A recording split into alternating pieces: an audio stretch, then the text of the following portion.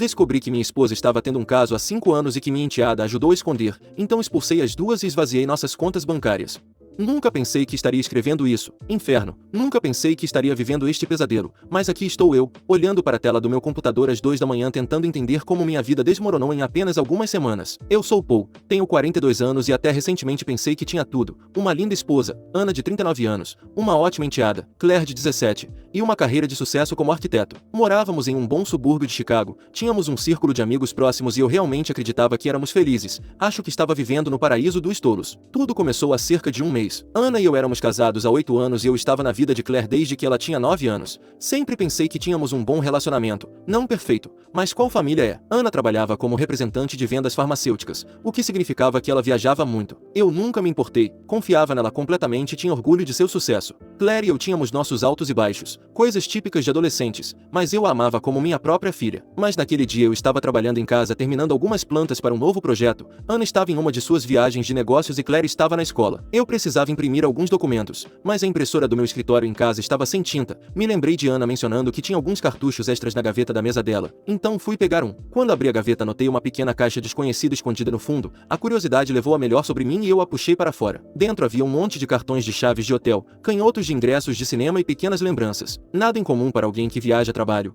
exceto que todos eram de lugares que Ana nunca havia mencionado visitar. Havia até um chaveiro de Las Vegas, uma cidade que ela afirmava odiar. Tive um mau pressentimento e disse a mim mesmo que estava sendo paranoico, que deveria haver uma explicação razoável, mas algo não parecia certo. Coloquei tudo de volta exatamente como encontrei e tentei me concentrar no trabalho, mas minha mente continuava voltando para aquela caixa. Nos dias seguintes não consegui me livrar da sensação de que algo estava errado. Comecei a prestar mais atenção às viagens de Ana, aos hábitos dela com o telefone, às explicações dela sobre onde ela tinha estado. Pequenas inconsistências que eu nunca havia notado antes de repente pareciam bastante óbvias. A maneira como ela virava o telefone para baixo quando eu entrava na sala, como ela saía para atender certas ligações alegando que eram coisas do trabalho. Eu me odiei por isso, mas comecei a bisbilhotar. Não tenho orgulho disso, mas sentia que estava ficando louco. Uma noite enquanto Ana estava no chuveiro verifiquei o telefone dela. Havia várias mensagens de texto de um contato chamado Mike do trabalho que pareciam estranhamente pessoais para um colega. Não tive tempo de ler todas, mas o que vi me quebrou. Mike: mal posso esperar para te ver na próxima semana. Senti sua falta, Ana. Ana: eu também, essas viagens são o ponto alto do meu mês. Coloquei o telefone no chão me sentindo mal. Eu queria confrontá-la naquele momento, mas sabia que precisava de mais evidências. E se eu estivesse tirando conclusões precipitadas? E se Mike fosse apenas um amigo próximo? Eu precisava ter certeza antes de potencialmente explodir meu casamento. No dia seguinte fiz algo de que não me orgulho.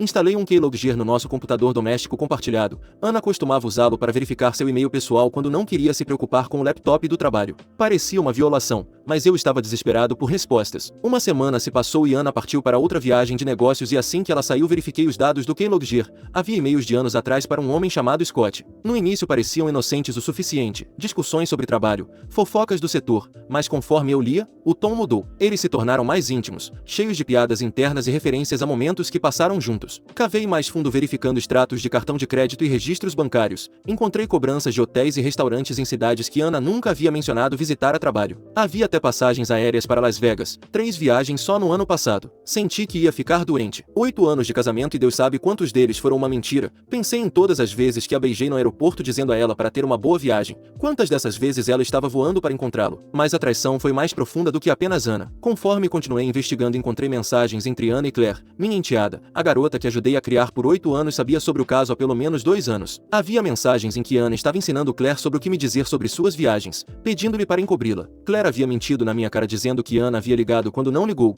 inventando histórias sobre os eventos de trabalho de sua mãe. Na semana seguinte eu estava um caco, não conseguia dormir e não conseguia comer, ficava acordado à noite repassando cada conversa, cada interação, procurando por pistas que eu poderia ter perdido. Como eu pude ser tão cego? Durante o dia eu seguia em frente no trabalho, mas minha mente estava em outro lugar. Eu me pegava olhando para fotos nossas na minha mesa, me perguntando se Ana estava pensando em Scott quando as tiramos. A parte mais difícil era fingir que tudo estava normal. Quando Ana voltou de sua viagem eu a observei desfazer as malas, ouvi suas histórias sobre reuniões chatas e eventos de networking sabendo o tempo todo que eram mentiras. Cada sorriso, cada beijo, parecia uma faca no meu coração. Eu queria confrontá-la imediatamente, gritar e exigir respostas, mas me forcei a esperar. Eu precisava estar calmo, ter todos os meus fatos em ordem. Eu não podia dar a ela nenhum espaço para negar ou desviar. E finalmente, após 3 dias agonizantes de fingimento, decidi que era hora. Esperei até Claire sair com os amigos. Eu não conseguia lidar com as duas ao mesmo tempo. Sentei Ana na nossa sala de estar, a mesma sala onde passamos inúmeras noites assistindo filmes, conversando sobre nossos dias, planejando nosso futuro. A ironia não me passou despercebida. Precisamos conversar. Eu disse. Ana pareceu confusa, talvez um pouco preocupada respondeu. Está tudo bem? Eu ri. Não, tudo não está bem. Eu sei sobre Scott. A cor sumiu do rosto dela. Ela abriu a boca, provavelmente para negar, mas eu a interrompi. Expus tudo o que havia encontrado.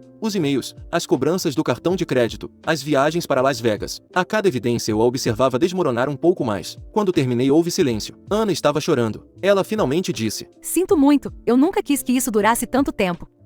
Eu amo, mas... Eu explodi. Mas o quê? Você o ama também? Você está confusa? Poupe-me, Ana. Não quero ouvir suas desculpas. Há quanto tempo? Há quanto tempo isso está acontecendo? Ela hesitou, mas admitiu. 5 anos. Mas nem sempre foi físico, no começo éramos apenas amigos. 5 anos, mais da metade do nosso casamento. Senti como se alguém tivesse me dado um soco no estômago. Perguntei. E a Claire há quanto tempo ela sabe? Ana pareceu surpresa por eu saber do envolvimento de Claire. Ela disse. 2 anos, ela descobriu por acaso, eu a fiz prometer não contar a você. Eu disse a ela que terminaria, mas... Eu disse secamente. Mas você não terminou. Ela afirmou. Eu tentei. Mas não acreditei nela. Levantei-me. Não suportava mais ouvir desculpas. Eu disse. Quero você fora desta casa. Vá ficar com sua irmã. Mandarei preparar os papéis do divórcio. Ana começou a chorar mais forte. Por favor, Paul, podemos resolver isso. Vou terminar com Scott para sempre desta vez, farei qualquer coisa. Por favor, não jogue fora 8 anos de casamento. Eu ri de novo, mas não havia humor nisso. Você jogou fora. Cada vez que você mentiu para mim, cada vez que você foi vê-lo, você jogou fora, não eu? Ela tentou argumentar mais, mas eu já tinha parado de ouvir, subi as escadas e joguei algumas de suas roupas em uma mala. Quando voltei, Ana ainda estava no sofá chorando. Eu disse largando a mala a seus pés. Saia, eu não consigo nem olhar para você agora. Assim que a porta se fechou atrás dela eu desabei. Chorei como não chorava desde criança. Lidar com Claire foi ainda mais difícil. Ela chegou em casa no dia seguinte agindo como se tudo estivesse normal. Isso me deixou doente. Esperei até depois do jantar para confrontá-la. Eu disse. Sua mãe está ficando com sua tia por um tempo. Eu sei sobre Scott. Eu sei que você está encobrindo sua mãe. A expressão em seu rosto foi como uma faca no meu coração. Choque, medo, culpa. Estava tudo lá. Ela começou a chorar imediatamente. Ela soluçou. Sinto muito. Mamãe me fez prometer não contar. Ela disse que terminaria. Ela disse que acabaria com nossa família se você soubesse. Perguntei. E você acreditou nela? Por 2 anos você mentiu na minha cara todos os dias. Claire disse em lágrimas. Eu não queria te perder. Eu estava com medo de que você fosse embora se descobrisse. Você é o único pai que eu realmente tive. Eu queria confortá-la. Esta era a garota que eu ajudei a criar por 8 anos. Eu estive lá para cada momento importante de sua vida desde que ela tinha 9 anos. Mas cada vez que eu olhava para ela tudo que eu podia ver era traição. Eu disse. Faça as suas malas. Você vai ficar com sua mãe na casa da sua tia. Os olhos de Claire se arregalaram em descrença. O quê? Não. Por favor, não me faça ir embora. Ela começou a chorar mais forte. Estendendo a mão para mim, eu recuei. Você deveria ter pensado nisso antes de mentir para mim por 2 anos. Eu não consigo nem olhar para você agora sem me sentir traído. Eu preciso que você vá. Claire correu escada acima soluçando. Eu a ouvi se movendo, fazendo as malas. Quando ela voltou, seu rosto estava vermelho e inchado de tanto chorar. Ela tentou mais uma vez. Por favor, eu te amo, pai. Por favor, não faça isso. Ouvi-la me chamar de pai quase me quebrou, mas mantive minha posição. Eu disse. Vá agora. Nos dias seguintes mal comi, mal dormi. Eu vagava pela casa olhando fotos da nossa família, me perguntando como tudo tinha dado tão errado. Meus colegas notaram que algo estava errado, mas eu ignorei suas preocupações. Como eu poderia explicar que toda a minha vida tinha sido uma mentira? Que a mulher que eu amava estava me traindo há anos? Que a criança que eu criei como mim havia me traído? Uma semana depois de expulsar Ana e Claire, finalmente desabei e contei tudo ao meu melhor amigo Ryan. Ele ficou chocado, com raiva em meu nome. Ele se ofereceu para me deixar ficar com ele por um tempo, para sair de casa, mas eu recusei. Ryan sugeriu que eu procurasse um terapeuta, mas eu o rejeitei. A ideia de remoer tudo com um estranho parecia exaustiva. Além disso, o que eles poderiam me dizer que eu já não soubesse? Que eu tinha sido um tolo, que eu confiei muito facilmente. Eu já estava me culpando o suficiente sem pagar alguém para me dizer as mesmas coisas. 2 semanas após o confronto, o advogado de Ana me contatou. Eles queriam discutir a divisão de bens, arranjos de custódia para Claire. Em um momento de raiva, fui ao banco e retirei tudo de nossas contas conjuntas, cerca de $95.000. Eu sabia que provavelmente não era legal, mas não estava pensando direito. Imaginei que metade fosse meu de qualquer maneira, e Ana me devia por anos de mentiras. Coloquei tudo em uma nova conta apenas em meu nome. Pareceu bom por um momento ter algum controle de volta, mas a satisfação durou pouco. A família de Ana começou a explodir meu telefone dizendo que isso não estava certo, que eu precisava pensar pensar bem. A irmã dela me deixou uma mensagem de voz me chamando de bastardo sem coração por expulsar Claire. Os pais de Ana, que eu pensei que me amavam como um filho, estavam ameaçando entrar com uma ação legal por causa do dinheiro. Alguns dos meus amigos acham que eu fui longe demais, especialmente em relação a pegar o dinheiro e expulsar Claire. Eles dizem que estou punindo uma criança pelo erro de um adulto, que estou deixando minha raiva nublar meu julgamento, mas outros acham que estou justificado, que Ana e Claire me traíram e agora estão enfrentando as consequências. Minha própria família está dividida sobre como reagir. Meus pais me apoiam com raiva em meu nome por como fui tratado, mas minha irmã acha que estou sendo muito duro, especialmente com Claire. Ela continua me lembrando que Claire não é meu sangue, que ela foi colocada em uma posição impossível por sua mãe. Estou tentando me concentrar no futuro, mas é difícil. Tudo o que eu pensava que sabia sobre minha vida, minha família, virou de cabeça para baixo, e eu não sei mais o que pensar. Já faz um mês desde que confrontei Ana e comecei a escrever este post. Ela me enviou vários e-mails longos apelos emocionais por perdão. Ela implorou para que eu a deixasse voltar para casa prometendo que me compensaria de alguma forma. Ler isso parte meu coração tudo de novo. Eu não respondi a nenhum deles. Eu não sei o que dizer. Então aqui estou eu, um mês neste pesadelo ainda sem saber o que fazer a seguir. Nunca pensei que seria aquele cara postando no Reddit sobre meu casamento desmoronando. Mas aqui estamos. Acho que estou procurando conselhos ou talvez apenas validação de que não sou louco por me sentir assim. Como você segue em frente quando toda a sua vida foi uma mentira? Atualização. Já se passaram 2 meses desde meu último post e muitas coisas aconteceram. Não tenho certeza se as coisas estão melhores ou piores, mas definitivamente são diferentes. Primeiro, as batalhas legais. O advogado de Ana me atacou duramente sobre o dinheiro que tirei de nossa conta conjunta. Eles ameaçaram me levar ao tribunal por má conduta financeira se eu não devolvesse pelo menos metade do que havia retirado. Depois de conversar com meu próprio advogado, concordei em transferir metade do dinheiro de volta. Parecia admitir a derrota, mas meu advogado me garantiu que era jogada inteligente a longo prazo. A casa é outro ponto problemático. Ana quer vendê-la e dividir os lucros, mas não estou pronto para deixá-la ir. Esta é a casa que construímos juntos. Literalmente, eu mesmo a projetei. A ideia de estranhos morando aqui me deixa doente, mas também não posso comprar a parte dela sozinho. Estamos em um impasse por enquanto. Quanto a Claire, a situação ficou mais complicada. Cerca de um mês atrás ela apareceu em casa sem avisar. Eu estava trabalhando no escritório quando ouvi uma batida na porta. Quando abri, lá estava ela parecendo pequena e assustada com uma mochila no ombro. Ela disse antes que eu pudesse falar. Desculpe, eu sei que você provavelmente não quer me ver, mas eu não sabia para onde ir. Eu deveria tê-la mandado embora. Eu queria, mas vê-la parada ali parecendo tão perdida eu não consegui. Eu a deixei entrar. Acontece que ela teve uma briga feia com Ana. Claire finalmente confrontou sua mãe sobre o caso, sobre fazê-la mentir para mim por anos. Ana aparentemente tentou justificar suas ações dizendo que Claire não conseguia entender os relacionamentos adultos. Isso levou a uma discussão aos gritos com Claire acusando Ana de arruinar a família. E no calor do momento Claire fez as malas e saiu. E finalmente acabou na minha casa. Claire perguntou. Posso ficar aqui, só por alguns dias? Vou encontrar outro lugar para ir, eu prometo. Eu respondi. Claire, não é tão simples. Você ainda é menor de idade. Legalmente não posso simplesmente deixar você ficar aqui sem a permissão da sua mãe. O rosto dela caiu. Por favor, eu não posso voltar para lá, não posso encará-la agora. Contra meu bom senso concordei em deixá-la passar a noite. Eu disse a ela que resolveríamos as coisas pela manhã. Preparei o quarto de hóspedes para ela. O mesmo quarto em que ela dormiu quando veio morar conosco pela primeira vez 8 anos atrás. Naquela noite ouvi soluços abafados vindo do quarto de Claire. Na manhã seguinte liguei para Ana para que ela soubesse que Claire estava comigo. Dizer que ela ficou chateada seria um eufemismo. Ela me acusou de colocar Claire contra ela, de manipular a situação. Eu a deixei desabafar. Estava muito cansado para discutir. Eu disse quando Ana finalmente fez uma pausa para respirar. Ela pode ficar aqui por enquanto, mas precisamos encontrar uma solução de longo prazo. Isso não é saudável para nenhum de nós. Ana concordou relutantemente, provavelmente percebendo que não tinha muita escolha. Claire tinha quase 18 anos e forçá-la a voltar para casa provavelmente a afastaria ainda mais. Então, agora, 2 meses depois de pensar que havia cortado todos os laços com minha antiga vida, me encontro morando com minha enteada novamente. É complicado. Há momentos em que parece quase normal, como quando estamos jantando juntos ou quando ajudo com o dever de casa,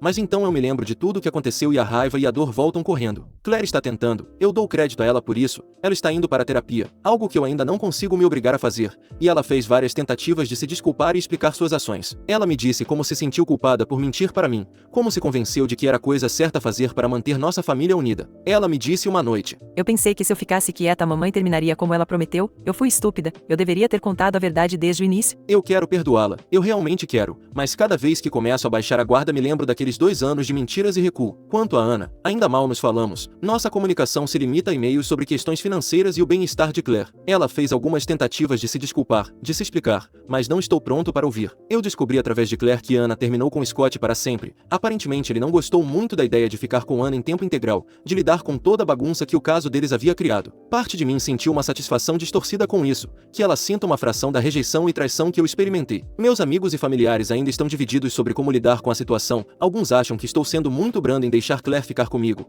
Outros me elogiam por dar um passo à frente e estar lá para ela ela apesar de tudo. Não tenho certeza de qual grupo está certo. Ainda tenho dias em que a raiva ameaça me dominar, dias em que quero vender a casa, mudar meu número e desaparecer para começar uma nova vida em outro lugar. Mas então eu olho para Claire. Vejo o medo em seus olhos quando ela pensa que eu posso expulsá-la novamente. E eu sei que não posso fazer isso. Para o bem ou para o mal, ela ainda é minha família, mesmo que ela não seja meu sangue. Então é assim que as coisas estão agora. O processo de divórcio está avançando lenta, mas seguramente. Atualizarei se algo acontecer. Edição para adicionar. Depois de postar a última atualização, recebi uma enxurrada de comentários e mensagens. Embora muitos tenham me apoiado, um número significativo questionou minha decisão de deixar Claire voltar para minha vida. Para aqueles que perguntam por que eu aceitei Claire de volta, eu entendo suas preocupações. Acredite em mim, eu me fiz as mesmas perguntas inúmeras vezes. A decisão de deixar Claire ficar não foi fácil e não foi tomada de ânimo leve. Sim, ela mentiu para mim por 2 anos. Sim, ela traiu minha confiança e não. Ela não é minha filha biológica. Mas família nem sempre é sobre sangue. Por 8 anos eu fui o único pai que Claire conheceu. Eu estava lá para seu primeiro dia de ensino médio. A ensinei a dirigir, ajudei com as inscrições para a faculdade, celebrei seus sucessos e a consolei em seus desgostos. Esses 8 anos de amor e memórias não desaparecem apenas por causa de 2 anos de mentiras. Claire era uma criança colocada em uma situação impossível por sua mãe. Ela fez a escolha errada, absolutamente, mas ela está mostrando remorso genuíno e trabalhando ativamente para se redimir. Ela está em terapia, confrontando suas ações e suas consequências. Eu ainda estou magoado? Absolutamente. Eu ainda tenho momentos de raiva e ressentimento? Claro, mas estou tentando separar meus sentimentos sobre a traição de Anna do meu relacionamento com Claire. Não estou dizendo que a perdoei completamente. A confiança ainda é um problema e temos um longo caminho a percorrer, mas estou dando a ela uma chance de se provar, de mostrar que aprendeu com seus erros. Talvez eu esteja sendo muito brando, talvez isso exploda na minha cara, mas tenho que seguir meu coração nesta. Claire precisa de apoio agora, e apesar de tudo eu ainda a amo como uma filha. Agradeço a preocupação e os conselhos de todos. Esta não é uma situação fácil e não há uma resposta certa ou errada clara. Estou apenas tentando navegar da melhor maneira possível, um dia de cada vez. Atualização 2. Já se passaram 6 meses desde minha última atualização e mais uma vez muita coisa mudou. Algumas para melhor, algumas bem, ainda não tenho certeza. Primeiro, o divórcio foi finalizado. Após meses de negociações, discussões e concessões, Anna e eu oficialmente não somos mais casados. A casa acabou sendo vendida. Nenhum de nós podia se dar ao luxo de comprar a parte do outro e morar lá tinha se tornado muito doloroso de qualquer maneira. Cada cômodo guardava memórias, boas e mais. Era hora de deixar ir, dividimos os lucros, o que me deu o suficiente para dar entrada em um lugar menor mais perto do meu escritório. E sobre Claire, ela fez 18 anos há 2 meses. Tivemos uma pequena comemoração, apenas nós dois e um bolo que comprei na confeitaria local. Foi agridoce, eu estava orgulhoso da jovem que ela está se tornando, mas não pude deixar de pensar em todos os aniversários de família que tivemos no passado antes de tudo desmoronar. Nosso relacionamento melhorou lenta, mas seguramente. A terapia para a qual ela está indo parece estar ajudando. Ela está mais aberta agora, mais disposta a falar sobre seus sentimentos e assumir a responsabilidade por suas ações. Tivemos algumas conversas difíceis, mas também falamos sobre os bons momentos que compartilhamos como uma família. Uma noite depois de uma sessão de terapia particularmente emocionante, Claire veio até mim com lágrimas nos olhos. Ela disse: Eu sei que já disse isso antes, mas sinto muito por tudo. Eu era jovem e estava com medo, mas isso não é desculpa. Você merecia coisa melhor, só espero que algum dia você possa me perdoar. Eu a abracei pela primeira vez em meses e disse: Estou trabalhando nisso. E eu falei sério. O relacionamento de Claire com Anna ainda é tenso. Elas estão se falando, mas é claro que a confiança entre elas foi gravemente danificada. Claire tem passado a maior parte do tempo comigo, visitando Anna apenas em alguns fins de semana. Quanto a Anna, bem, é aí que as coisas ficam complicadas. Cerca de um mês atrás ela entrou em contato perguntando se poderíamos nos encontrar para conversar.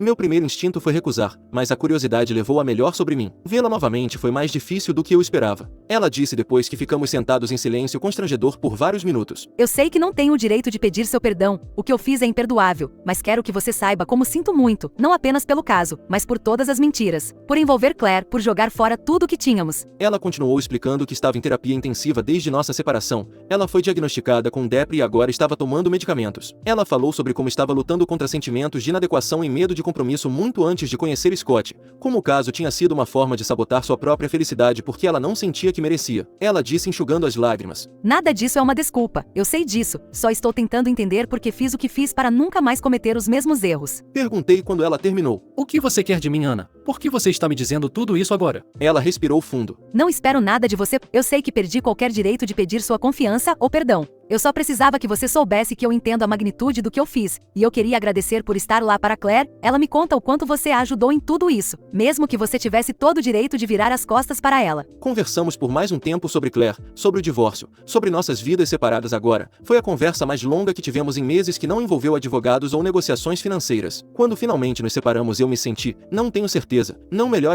mas diferente, como se algo tivesse mudado. Claire estava curiosa sobre meu encontro com Ana. Quando contei a ela sobre isso ela pareceu aliviada. Ela disse: Estou feliz que a mãe esteja recebendo ajuda. Talvez algum dia possamos todos estar na mesma sala sem ser estranho e doloroso. Não tenho certeza se isso é possível, mas aprecio o otimismo de Claire. Quanto a mim, finalmente comecei a ver um terapeuta. Foi preciso muita convicção de Claire e meus amigos, mas percebi que precisava lidar com meus próprios problemas se quisesse seguir em frente. Tem sido difícil desenterrar toda a dor e raiva que tenho tentado reprimir, mas também tem sido catártico. Meu terapeuta me ajudou a ver padrões em meu próprio comportamento, como eu tendo a evitar conflitos, como às vezes priorizo a felicidade dos outros em detrimento da minha, como luto para expressar minhas próprias necessidades e emoções. Também comecei a namorar novamente, nada sério ainda, apenas alguns jantares casuais com mulheres que conheci por meio de amigos ou do trabalho. É estranho estar solteiro de novo aos 42 anos, estou enferrujado, desajeitado, ainda carregando muita bagagem do meu casamento, mas é bom lembrar que pode haver um futuro para mim que não gira em torno da traição de Ana. Claire tem me apoiado em meus esforços para namorar, até se oferecendo para me ajudar a criar um perfil de namoro online. Recusei, não estou pronto para esse nível de exposição, mas aprecio seu entusiasmo. Ela disse: Você merece ser feliz, pai. Ela voltou a me chamar assim e eu descobri que não me importo tanto quanto antes. Então é assim que as coisas estão agora 6 meses depois. A poeira baixou um pouco, a dor aguda da traição se transformou em uma dor maçante. Não estou feliz, ainda não, mas estou bem, levando um dia de cada vez, mas pela primeira vez em muito tempo estou começando a acreditar que pode haver um futuro pelo qual ansiar,